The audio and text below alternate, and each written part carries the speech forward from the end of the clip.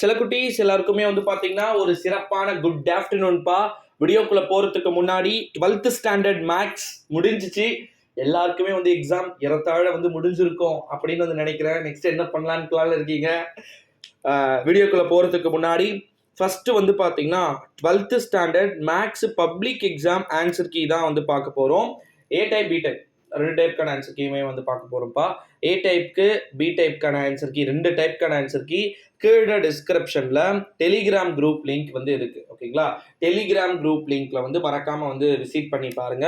எப்படி வந்துச்சு? 5 மார்க்கா கண்டிப்பா ஒஸ்ட் தான். 5 மார்க்கு 1 மார்க்ல ரொம்ப கடினமான முறையில வந்து கேட்கப்பட்டதாகத்தான் மாணவ செல்வங்கள் தொடர்ந்து சொல்றீங்க. ரொம்ப ஒஸ்டா இருந்துச்சா? எப்படி ஃபீல் பண்ணீங்க? எக்ஸாம் ரொம்ப கடினமான முறையில தான் ப்ரோ இருந்துச்சு. ஏன்னா நான் கொஸ்டின் பேப்பர் பார்த்துட்டு டோட்டலா வெறுத்துட்டேன் அப்படின்னு சொல்லக்கூடிய கமெண்ட்ஸை என்னால் வந்து பார்க்க முடிஞ்சிச்சு. ஸோ உங்களுக்கு எப்படி இருந்துச்சு? ஏன்னா 12th standard maths public exam முடிஞ்சிருச்சு. லாஸ்ட்டு ஃபைனல் எக்ஸாமும் முடிஞ்சிருச்சு. இனிமேல் வந்து பார்த்தீங்கன்னா எக்ஸாமே உங்களுக்கு இதோட கிடையாது. இதோட நீங்கள் அரியரை தான் பார்க்க போகிறீங்க. அரியர்னு செமஸ்டர் அப்படின்ற வார்த்தைகள் எல்லாம் மாறப்போகுது. எப்படி ஃபீல் பண்ணுறீங்க?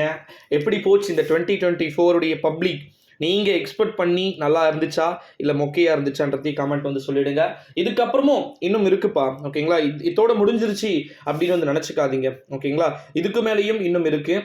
என்ன இருக்குது அப்படின்னு வந்து பார்த்தீங்கன்னா எக்ஸாம்ஸில் குறிப்பாக ஸ்டூடெண்ட்ஸ்க்கு வந்து பார்த்தீங்கன்னா 12th ஸ்டாண்டர்ட் ஸ்டூடெண்ட்ஸ்க்கு மேக்ஸ் எக்ஸாமுக்கான ஆன்சர் கீ முடிச்சுட்டு இப்போ நமக்கு எதனா கிரேஸ் மார்க்ஸ் வந்து இருக்கா, கிரேஸ் மார்க்ஸ் வந்து எதனா கொடுத்துருக்குறாங்களா எதனா சப்ஜெக்ட்ஸ்க்கு அப்படின்னு சொல்லிட்டு நம்ம அது எல்லாத்தையுமே வந்து பார்க்க வேண்டியது வந்து இருக்குது. ஓகேங்களா? அதனால் வந்து கண்டினியூவாகவே வெயிட் பண்ணுங்கள். ஓகேங்களா? நம்ம டெலிகிராம் குரூப்போட கண்டினியூவாக வந்து ஜாயின் பண்ணிக்கோங்க. ஏன் அப்படின்னா அப்போ தான் வந்து உங்களுக்கு எல்லாத்துக்கான ரீசனும் தெரியும். ஓகேங்களா? ஏன் அப்படின்னா நம்ம தமிழ்நாட்டை பொறுத்த வரைக்கும் குறிப்பாக 12th ஸ்டாண்டர்ட் மேக்ஸு கடினமான முறையில் வந்து கேட்கப்பட்டதா ஸ்டூடெண்ட்ஸ் வந்து எல்லாருமே வந்து சொல்லியிருந்தீங்க.